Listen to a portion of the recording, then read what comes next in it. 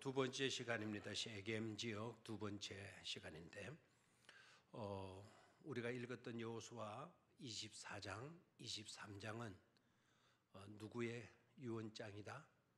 여호수아의 유언장이다. 참고로 모세의 스승이었던 여호수아의 스승이었던 모세, 그 모세의 유언장은 어디다? 신명기 전체다. 그리고 유언치고 아마 기네스북에 오를 수 있는 유언의 말씀이 되겠어요. 신명기 전체가 다 모세의 유언과 같은 설교입니다. 그래 되풀이 되는, 반복되는 설교이고 있어요. 자, 유언은 믿는 사람이건 안 믿는 사람이건 유언은 귀하게 여겨야 안 여겨요? 귀하게 여기죠. 그 말씀꾸리기 청개구리도 저것만 유언은 철저하게 지키는 통에 비만 오면은 그냥 걱정이 돼서 깨골 운다고 그러잖아요. 이솝의 우화이긴 하지만 동물의 세계에서도 뭐는 중요하다. 유언만큼은 중요하다라는 거예요. 유언을 할 수 있는, 유언을 정말 할 수 있다라는 거는 그건 참 영광된 삶이에요. 참 복스러운 삶이에요. 유언을 함에 있어 부끄럽지 않을 수 있다라는 거, 이게는 대단한 축복된 삶을 살아왔다는 증거가 아니겠어요. 부끄러운 유언을 남길 때도 있죠.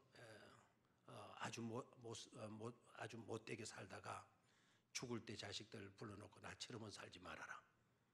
참 부끄러운 유언이죠, 그죠? 부끄러운 유언. 또 이 원한에 사로잡힌 유언도 있어요. 내 원수를 갚아다오. 두고. 이 부끄러운 유언이 되어지겠죠. 그러나 아름다운 유언을 남기는 사람은 어떻게 보게 되면 영광된 사람일 수 있어요. 그만큼 잘 살았다는 증거 아니겠어요? 잘 살아온 사람이기에 아름다운 유언을 남길 수가 있는 거예요. 저와 여러분들도 언젠가는 떠나게 될 날에 오게 될 건데, 그때 유언을 함에 있어서 부끄럽지 않을 수 있는 그런 삶을 진짜부터 살아갈 수 있게 되기를 축원합니다.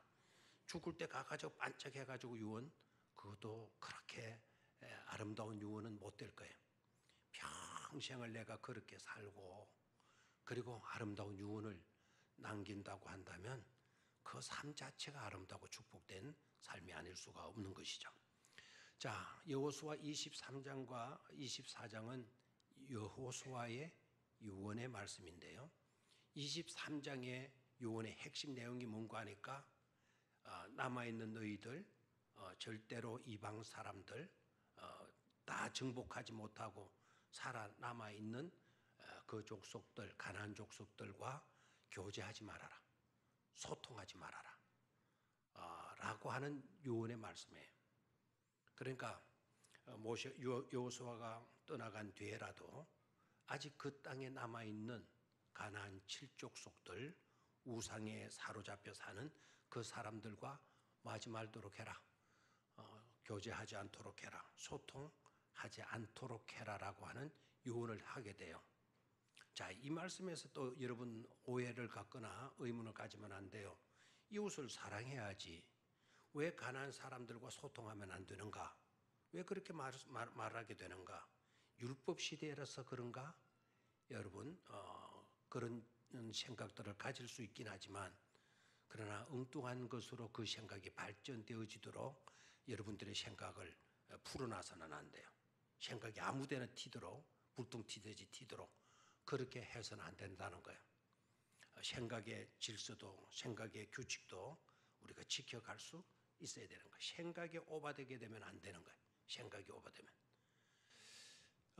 왜 그 가나안 7족속들, 아직도 정복하지 못하고 살아있는 그 사람들과 소통해서는 안 되는가라는 건데요. 그 사람들이 남아있는 가나안 7족속들이 이스라엘 백성들을 닮을 확률보다는 이스라엘 백성들이 누구에게로 기울어지기 쉽다? 이방 족속, 남아있는 그 우상을 섬기는 가나안 7족속들에게 물들기가 쉽고 그 속에 흡수되기가 쉽다라는 거예요. 아시겠습니까? 여러분 세상 사람들과 놀아가지고 세상 사람들이 여러분들 때문에 아주 좋은 사람, 아름다운 신앙의 사람이 되기가 쉬울까요? 아니면 여러분들이 그 사람들에게 물들어가지고 슬슬 주일 빼먹고 슬슬 예배 빼먹고 슬슬 봉사하는 거 빼먹고 그 사람들 앉아서 화투 치는 시간들이 많아질까요? 적어질까요? 여러분들 맞두고 놔두고 여러분들은 이미 하나님께 완전히 사로잡힌 사람들이니까 여러분들은 그럴 리가 없겠죠. 그러나 여러분의 주변에 그런 사람들만 늘 깔려 있다고 생각해 봐요. 그런 사람들에게 물들기가 되고 그런 사람들에게 쏠리기가 쉬운 거예요. 가나안 땅에 이제 들어왔어요. 가나안 땅에 들어와서 정복도를 거의 다 마치고 여호수아가 죽게 되게 되죠. 그러면은 누가 아쉬우냐? 그 땅에 살면서 그 땅에 살던 그 원주민들이 새로 들어온 이주민들 한테 땅을 뺏긴 서러움은 있겠지만 그 땅에는 누가 오래도록 살아왔어요? 그 가나안 칠족속들이 오래도록 살아왔잖아요. 그쪽에서 생활하는 방식들은 누가 익숙한 거 아니까 그들이 익숙해요.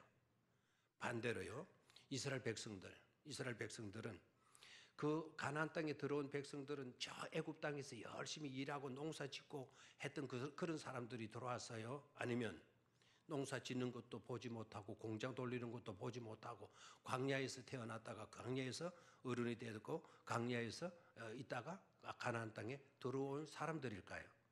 어떤 사람들이죠? 광야에서 태어나서 광야에서 자랐던 사람들이에요. 그 사람들 광야 생활에서는 농사 지어본 경험이 없어요.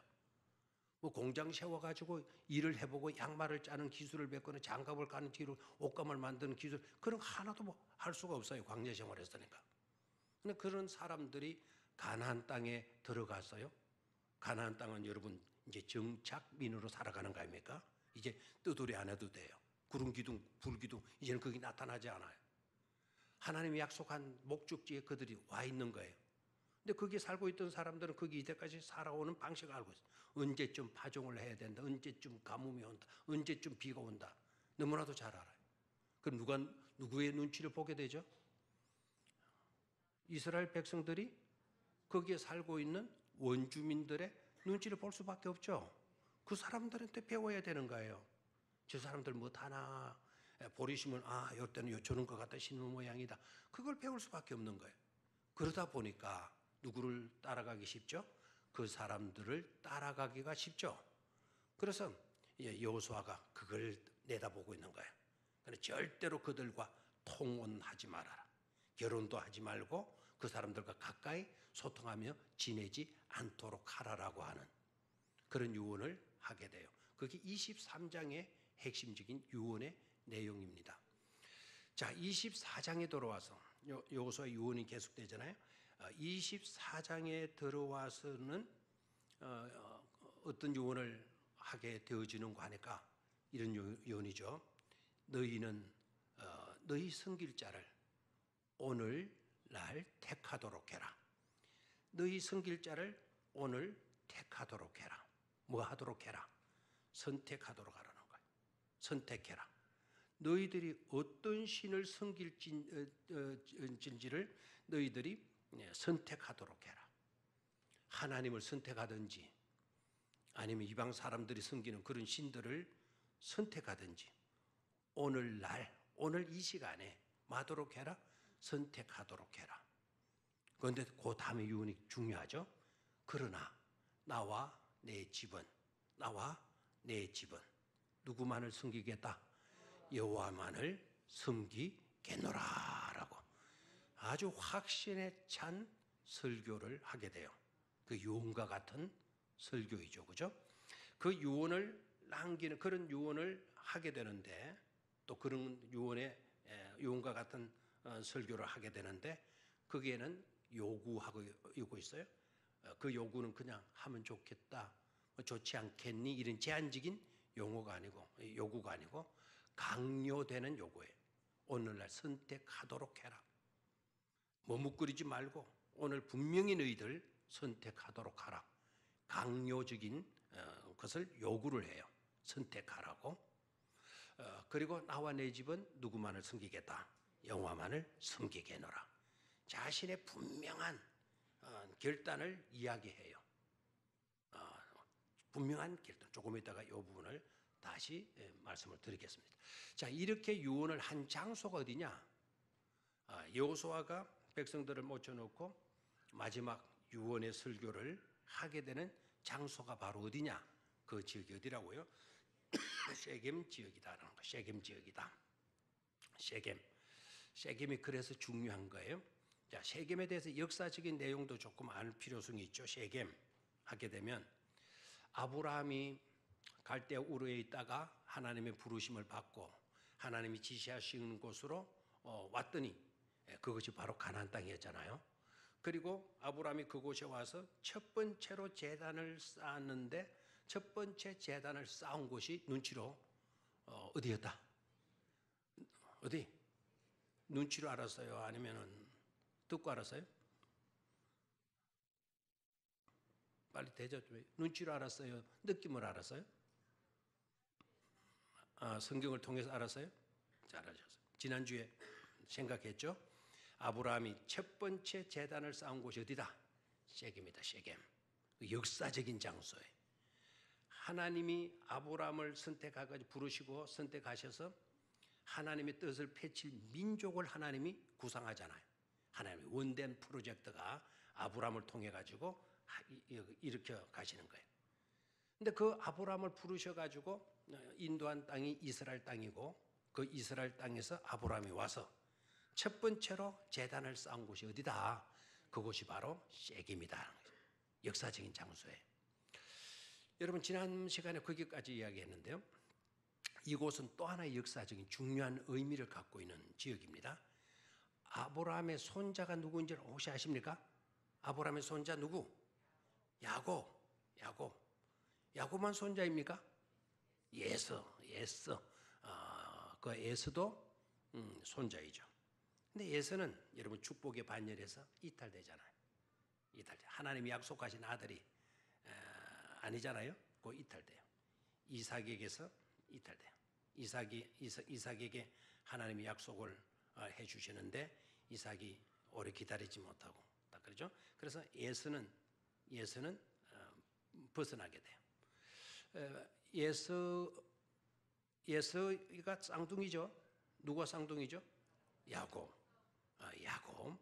야곱은 이제 하나님의 선민족으로 큰 자가 작은 자를 말이라 섬기리라라고 하는 거기에 이스마엘과 이삭 그다음에 야곱과 예서 요 루트를 잘 보셔야 돼요. 이스마엘은 제쳐지게 되고 이삭이 약속의 아들로 서게 되고 그 약속의 아들의 쌍둥이가 나는데 그 쌍둥이 중에 예서는 바깥으로 나가게 되고 야곱은 하나님의 역사의 궤도에 오르잖아요. 자, 야곱이가 또 제단을 쌓은 곳이 어디냐? 또 눈치로 여러분 얼마든지 알 수가 있어요. 야곱이도 할아버지를 따라 가지고 그곳에 딱 와 가지고는 뭐를 쌓았다? 제단을 쌓았다. 야곱이가 할아버지 따라 가지고 그러니까 그 제단을 쌓은 곳이 어디겠다? 세겜이겠다라는 거죠. 창세기 한번 찾아보도록 하겠습니다. 창세기 33장 18절 19절 창세기 33장 18절 19절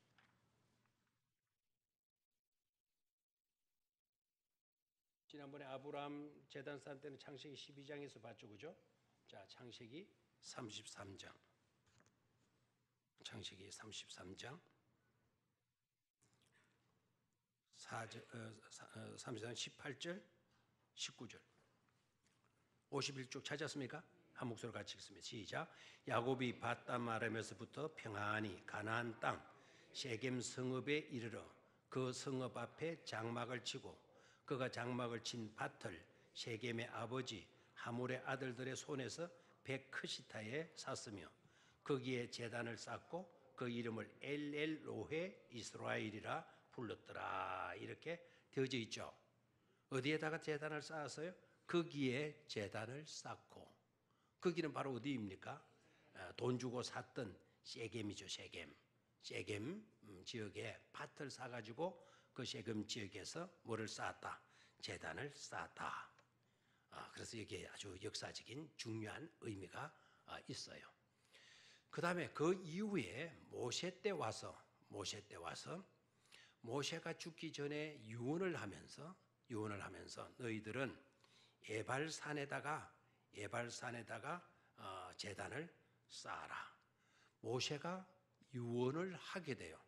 어디에다가 그 제단을 쌓으라고? 에발산에다가 제단을 쌓으라고. 신명기로 갑니다. 신명기 27장.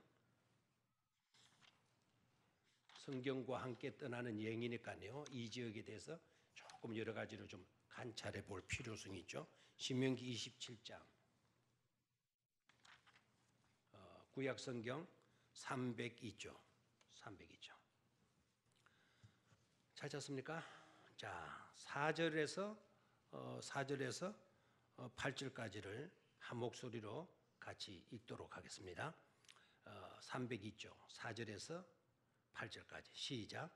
너희가 요단을 건너거든 내가 오늘 너희에게 명령하는 이 돌들을 엘발산에 세우고 그 위에 석회를 바를 것이며 또 거기서 내 하나님 여호와를 위하여 제단 곧 돌단을 쌓되 그것에 연장을 대지 말지니라. 너는 다듬지 않는 돌로 내 하나님 여호와의 제단을 쌓고 그 위에 내 하나님 여호와께 번제를 드릴 것이며 또 화목제를 드리고 거기에서 먹으며 내 하나님 여호와 앞에서 절구하라. 너는 이 율법의 모든 말씀을 그 돌들 위에 분명하고 정확하게 기록할지니라. 그래서요. 거기에 세겜이라고 하는 지역이 나와야 안 나와요?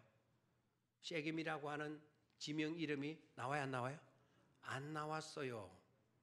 그런데 어떻게 모세가 이곳에서 제단을 쌓으라고 그리고 하나님께 제단을 쌓고 제사하라고 예배하라고 말했다고 그러나? 자, 여기서 참고로 이제 지도를 한번 보도록 하겠어요. 여기에 등장한 지명은 에발산만 나와 있죠. 무슨 산? 에발산만 나와 있어요. 자, 지도를 한번 지난번에도 한번 보았는데 지도를 한번 볼까요? 저 세겜이라고 하는 지역 빨간 것으로 되어 있죠. 자, 그 위에 무슨 산? 에발산. 그 밑에 무슨 산? 그리심산. 그 밑으로 내려오면 바로 예루살렘이 있죠. 그러면은 세겜이라고 하는 곳이 에발산과 그리심산 사이에 놓여 있죠. 자, 그러면 에발산은 다른 지역일까? 그리심산도 다른 지역일까? 아니면 세겜이라고 하는 성읍에 속하는 곳일까? 자, 물어봅니다. 여기에 우리 무슨 산이 있죠? 무룡산.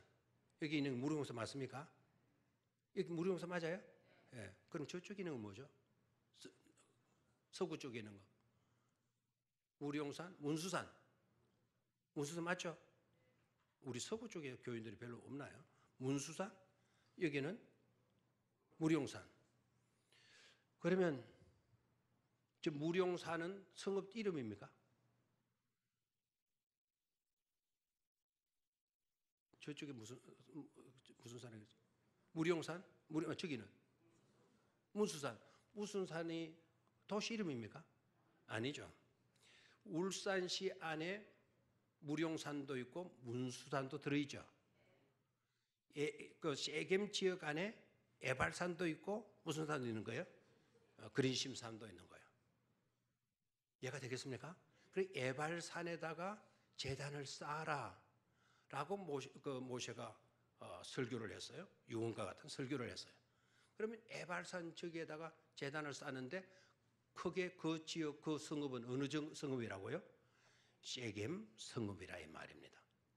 그럼 모세도 세겜에다가 하나님의 성소를 지어라. 제단을 쌓고 그 하나님께 예배를 하도록 하라고 분부를 하게 되죠.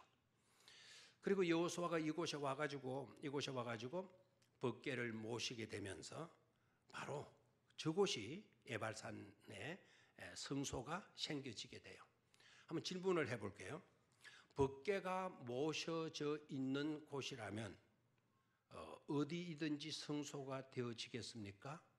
아니면 의리의리한 건축은 해놨는데 성전과 같은 건물은 지었는데 그 속에 법궤가 모셔지지 않았다고 한다면 그곳이 성소일 수가 있을까라는 거예요. 자, 에발산에 제단을 쌓고 거기에 법궤를 안치했다 라고 하면 바로 그곳이 뭐가 된다는 거죠? 성소가 되어지는 것이죠. 아무리 건물을 화려하게 지었다 하더라도 법궤가 모셔지지 아니한 곳이라고 하면 그것은 성소가 될 수가 없다라는 거예요. 그 법궤가 얼마나 중요한 것인가를 깨달아야 돼요. 하나님이 임재가 없는 성전은 성전일 수가 없다라는 거예요. 아시겠습니까? 그러나 아무리 초라한 곳이라 할지라도 그곳에 하나님의 임재가 있고 하나님의 역사하심이 있게 되어진다고 한다면 그것은 거룩한 처소가 되어지는 줄로 믿습니다.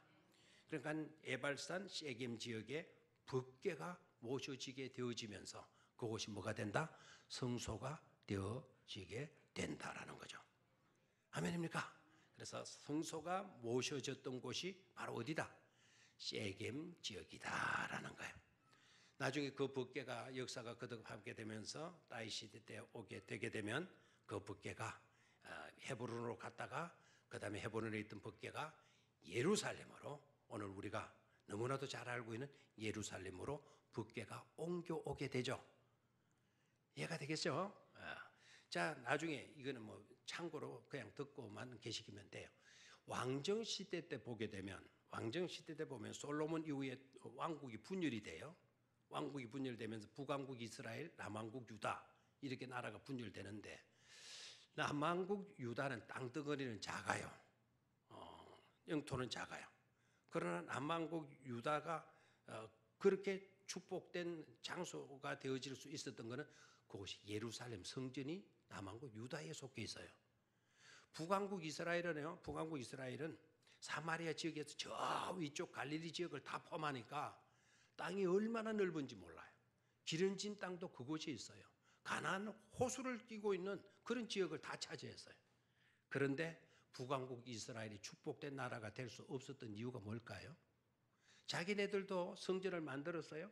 성전을 만들었는데 어디다 만들면 여기 세겜에다가 만들어 역사성을 띄워가지고 옛날에 모세가 이곳에 성전을 지으라 그랬어. 그 유언을 가지고 성전을 거기에다가 다시 재건을 하고 지었지만 이미 그곳에 있던 법궤는 어디로 옮겨가요? 예루살렘으로 옮겨갔죠. 그러면 북왕국 이스라엘 사람들이 자꾸 예루살렘 와서 예배를 드리게 되니까 나라가 꼴이 아닌 거예요. 그래서 자기네들끼리 모여가지고 성전을 만들어요. 성전을 만들었지만 그래서 이스라엘 백성들이 남쪽 유다에 가서 예루살렘에 가서 예배 드리지 못하도록 만들었지만 그래서 자기네들이 성전으로 여겼던 그 건축을 지었고 거기에 가서 예배를 드리라고 했지만 그곳은 성소가 될 수가 없었다라는 거예요. 이유가 뭐죠? 그곳에는 법궤가 없기 때문이죠. 법궤는 한 개가 있어요? 여러 개가 있어요? 오직 하나죠. 그렇죠? 그러니까 북왕국에서 성전을 지어가지고 열심히 그 성전에서 예배를 드렸다 하더라도 의미가 없는 거예요. 북왕국 이스라엘은 비참하게 끝나버리고 말지 않습니까? 그래서 법궤가 있냐 없냐, 하나님의 임재가 있냐 없냐 너무나도 소중해요. 여러분들의 심령이 아주 육신적으로는 굉장히 건강해요. 눈도 하나 흐리지 아픈 데도 하나도 없고 떵떵거릴 정도로 물질의 축복도 받고 그렇게 살아요. 그런데 안타깝게도 여러분들의 심령 가운데 하나님의 임재가 없다고 한다면 그 인생은 복된 인생이 될 수가 없다 이 말입니다. 내가 골골하는 병약한 그런 체질을 가졌다 하더라도 내 손에 수직 아무것도 가진 것도 없다 하더라도 늘 쓸쓸하고 외롭고 처량한 그와 같은 모습일지라 하더라도 내 심령에 하나님이 임재해 계신다고 한다면 그 인생은 축복된 인생이 되어지는 것입니다. 그런 인생이 축복된 인생이다 이 말입니다. 그렇게 믿습니까 여러분? 나 목사님 가난에 한이 맺힌 사람이에요. 나 그런 꼴은 정말 싫거든요. 난 그럴 바에 그런 하나님 안 믿을래요. 여러분 그런 서글픈 이야기, 그 서글픈 생각에 사로잡히지 마시기를 바랍니다. 어차피 우리 육은 언젠가는 뭐 해줘야 돼요? 시들어지고요. 흐려지게 되고, 그렇죠? 아무리 좋은 물건을 만들어 놨다 하더라도 시간이 가면 어떻게 돼요? 다 쇠퇴해 가잖아요. 맞습니까? 여러분 현대자동차에서 요새 차가 무슨 차가 제일 좋은지 모르겠지만 개발한 제일 차를 사가지고 모셔놨어. 그게 막 그냥 그 카바까지 씌워가지고 막 아주 창고도 삐까삐까하게 해놓고 석기 사면 차가 상할까봐 이제 제석기도 갖다 놓고 막 다 해놨어. 그래 모셔놓고 있다 하더라도 그 차가 영원히 갑니까 안 갑니까? 안 가죠. 5년만 시동 한 번도 걸지 않고 5년만 움직이지 않고 가만히 놔두게 되면 아무리 새 차라 하더라도 그 차는 못 쓰게 돼요. 맞습니까? 맞아요. 그럼 우리는 깨달아야 돼요. 녹슬어서 못 쓰는 인생으로 살아서는 안 돼요. 달아지는 인생. 달아서 하도 많이 써가지고 달아서 못 쓰는 그런 인생 살아야 될 줄로 믿습니다. 그래서 세상 일 뭐 죽으라고 하는 그런 말이 아니에요. 하나님을 위한 헌신, 하나님을 위한 섬김, 봉사 이런 일을 하는 우리의 몸을 아끼지 않도록 하셔야 돼. 아시겠습니까? 나이가 좀 연세가 들고 하게 되면 더 열심히 교회에 나와야 되는데 조금만 연세가 들면 안 나오려고 폼을 잡아요. 아이고 허리가 쑤신다. 아이고 다리 힘이 없다. 앞이 안 보인다. 그럼 집구석에만 처박혀 있으면 뭐합니까 그러면 또. 텔레비전이나 보고 앉았고 그렇게 되면 여러분 영성이 살아납니까? 쇠퇴해져 갑니까? 점점 그 영성은 쇠퇴해져 가요. 어차피 그동하지 못할 때가 와요. 그때는 일어서지도 못하고 서지도 앉지도 못할 때가 와요. 그럴 때 같으면 모르지만은 어느 정도 움직일 수 있다고 한다면 부축을 받아서라도 휠체어를 타고서라도 누구께 가까이 나와야 돼요? 하나님께 가까이 나와야 되는 거예요. 우리의 영혼은 하나님의 말씀을 들어야 살아나는 것 아닙니까? 하나님의 말씀을 피곤하고 힘들다고 그거 조금 더 살아볼기라고 여러분 그렇게 해서는 안 된다는 거예요. 자, 한번 지도를 한번 볼까요? 아까 이제 제단을 한번 볼까요? 예발산에다가 제단을 쌓아요. 저게 어디에 있는, 지금 현재 유적으로 남아 있는 곳입니다. 저 유적을 중심으로 해서 한번 그림을 옛날에 그 제단이 어땠을까라는 것을 보고 나는데 조금 앞에 사진 저렇게 보게 되는 거예요. 저 안에 제단이 사각형, 정사각형이 되어 있고 계단으로 올라가는 길이 약 7m 정도 돼요. 그 제단의 그 폭이 약 5m 정도.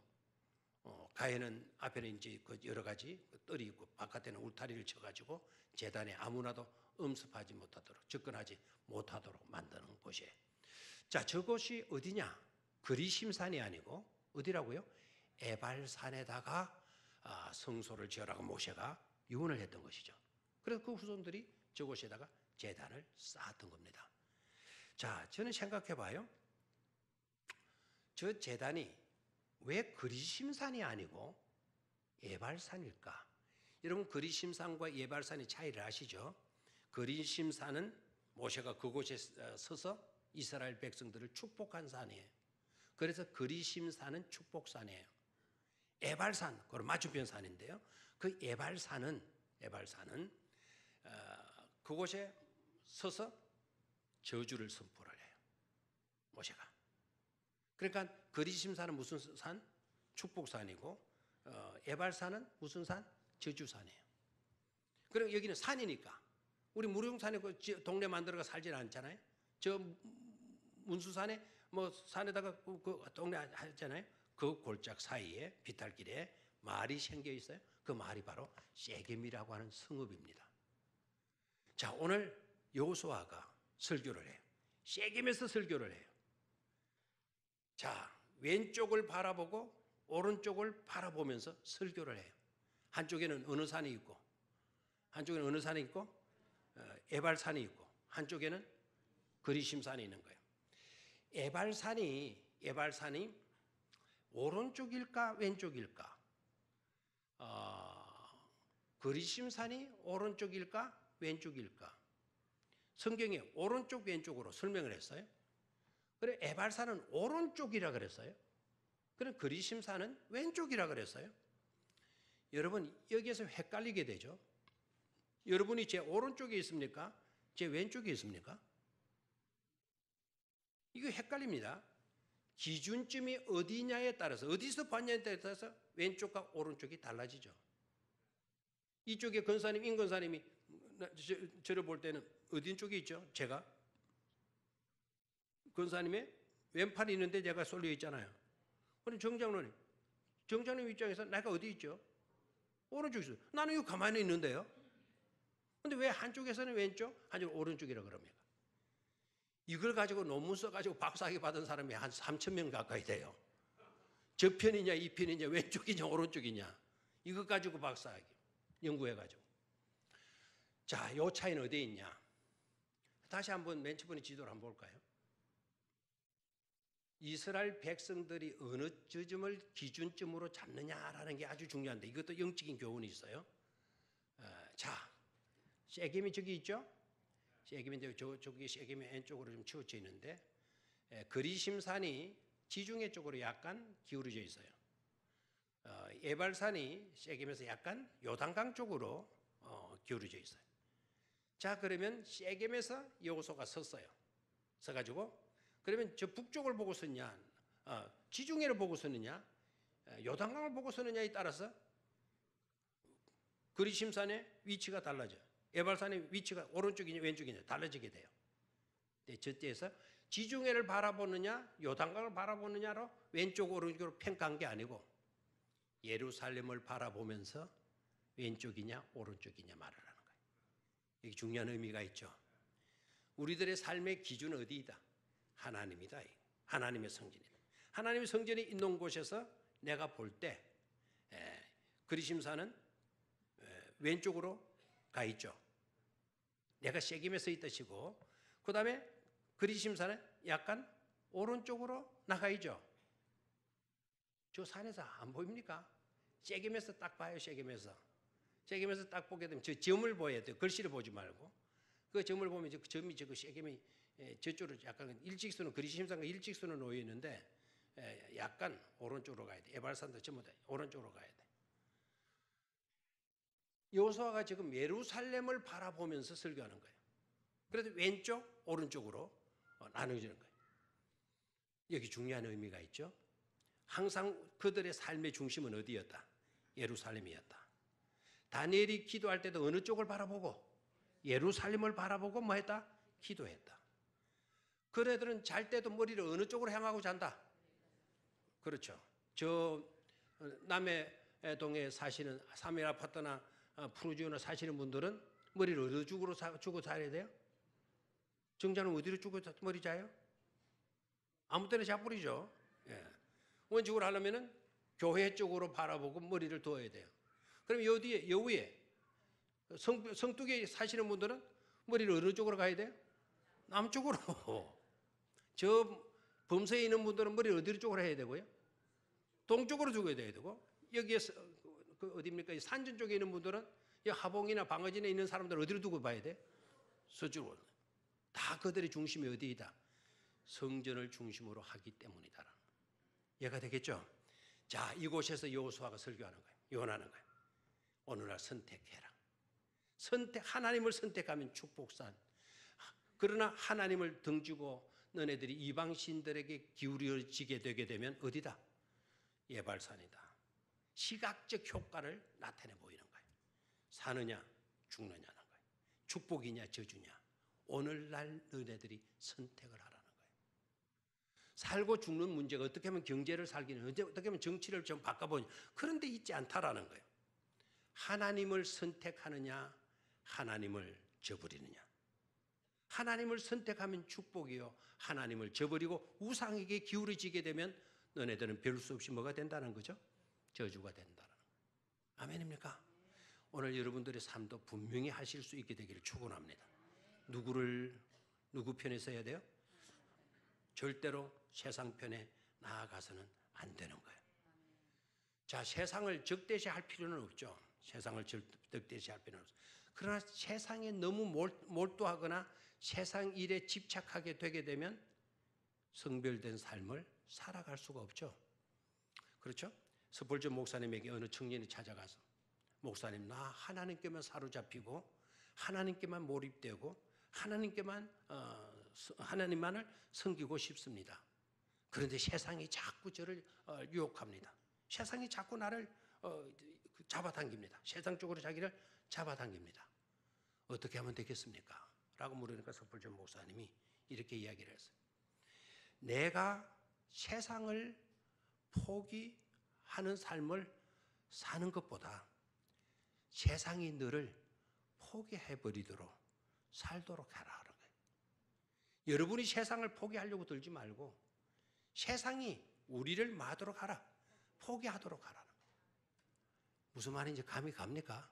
다시 한번, 내가 세상을 포기하고 내가 세상을 등지려고 하지 말고 세상이 나를 포기하고 세상이 나를 마도록 해라, 등지도록 하라는 거예요.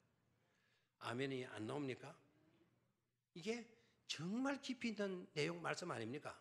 우리가 하나님의 편에 돈독히 서게 되게 되면 세상이 우리를 감당할 수가 없으니까 세상이 우리를 등지고 세상이 우리를 떠나가게 되어지는 줄 믿습니다. 강한 믿음이 거기에서 나와야 되어지는 것이죠. 자, 에벨산에서 그 세겜에서 여호수아가 오늘날 너희가 믿어야 될 신을 뭐 하도록 하라 그랬죠? 선택하도록 하라 했어요. 언제 선택해라? 오늘. 내일 해라? 모레 하라? 일주일 뒤에 하라? 언제입니까? 오늘이에요. 여기에 유예기간이 있다 없다? 신앙 문제에 있어서는 여러분 유예기간이 없어요. 대기 시간이 없어요. 알겠죠? 신앙 문제에 있어서는 오늘이에요. 오늘. 지나간 어제도 우리가 못해요. 아직 다가오지 않은 내일을 우리는 조종할 수가 없어요. 오늘 우리에게 주어진 이 시간만큼은 우리가 조종할 수가 있는 거예요. 그래서 이 시간만큼은 놓치지 말고 이 시간에 너네들이 선택해야 할 분을 마도록 해라. 선택하도록 하라는 거예요. 아멘입니까? 그래서 중대한 기로의 문제에서 오늘 선택해라. 여호수아만 그런 설교를 한 게 아니고 예수님도 제자들에게 그렇게 설교한 적이 있는데 기억하시는지 모르겠어요. 한 젊은이가 괜찮은 젊은이를 예수님 보셨던 것 같아요. 그 젊은이에다가 여보게 자네, 너 오늘 나를 따르도록 해. 너 내 제자가 되려무나. 그 제자를 불렀어요. 그 제자는 얼마나 그 축복되고 영광된 시간을 기회가 자기에게 온 겁니까? 그랬더니 그 젊은이가 뭐라고 이야기를 해? 나 주님 따르면 정말 신나는 일이 정말 많겠고 그거 정말 좋은 일이라 생각합니다. 그런데 부탁이 하나 있습니다. 내가 먼저 가서 우리 아버지 장례 치르고 난 뒤에 내가 주님을 따르겠습니다. 그랬더니 우리 주님, 그래, 부모가 돌아가셨으니 부모 장례 치르는 것도 중요하지. 그러므나 3일장 할 거냐? 3일장 하고 난 뒤에 넌 나를 따르도록 해. 이렇게 하셨습니까? 아니다 그랬어요. 죽은 자는 죽은 자로 하여금 장례하도록 하고 너는 오늘 나를 마도록 해라. 따르도록 해라. 오늘이에요. 오늘. 신앙 문제에 대해서는 내일이라는 게 없어요. 유예기간이 없다. 대기시간이 없다라는 거예요. 분명한 결단 있는 행동을 우리가 할 수 있어야 될 줄로 믿습니다. 자, 그러면 오늘 선택하라. 나와 내 집은 누구를 섬기겠다? 여호와만을 섬기겠다. 자, 여기에서 봐요. 너네들이 다 하나님을 버리고 떠나간다 하더라도 나는 너희들의 숫자에 전전긍긍하지 않겠다. 나와 내 집은 내가 걸어가야 할 정도를 걷도록 하겠다라는 거예요. 사람의 인기몰이로, 사람의 수로, 물량적인 어떤 것으로 나는 휩쓰이는 그런 삶을 나도 안 살 분들은 우리 가족들도 절대로 그런 삶을 살지를 않아. 내가 걸어가야 할 정도, 내가 살아야 할 그 정도만을 내가 걷기로 결단을 하노라라고 고백을 해요. 우리가 걸어가야 될 정도는 어디겠어요? 오직 하나님의 말씀 밖에 없는 줄로 믿습니다. 그것을 기초공사. 그러면 그걸 왜 에발산에 그 세겜에서 그 설교를 하게 되느냐? 우리의 믿음의 바탕은 뭐가 돼야 된다고요? 바로 하나님을 섬기는 일이 바탕이 되어져야 된다는 거예요. 아브라함이 그곳에 첫 번째 제단을 쌓았잖아요. 그리고 선민의 역사가 아브라함을 통해서 이루어 가잖아요. 선민의 기초가 아브라함이에요. 아브라함의 뭡니까? 세겜에서의 제단이었어요. 우리들의 삶의 기초를 어디에다 두라는 거죠? 성김에다가 두라. 하나님을 예배하는 것에다가 삶의 기초를 두어야 된다라는 놀라운 교훈을 주고 있는 것이 바로 어디다? 세겜이다라는 거예요. 아멘입니까? 이 세겜을 우리는 여행하면서 그런 것을 또 가슴에 새기고 다른 성지로 이동해 가야 될 줄로 믿습니다. 자, 세겜에서는 유언의 설교다. 여호수아 유언의 설교다. 오직 나와 내 집은 누구만을 섬기겠다? 하나님만을 섬기겠노라. 왜 하필이면 세겜이냐? 그것이 최초로 아브라함이 하나님께 제단을 쌓은 곳이기 때문에 우리의 삶의 바탕은 누구를 섬기는 것에 두어야 된다. 하나님을 섬기는 일에 두어야 된다라는 거죠. 세겜을 떠나면서 우리가 그와 같은 삶의 방식을 제대로 취하고 가게 된다면 그것이 바로 축복된 삶이고 아름다운 여행이 이루어진 증거인 줄로 믿습니다. 그런 축복에 함께 하시기를 주의 이름으로 축원합니다.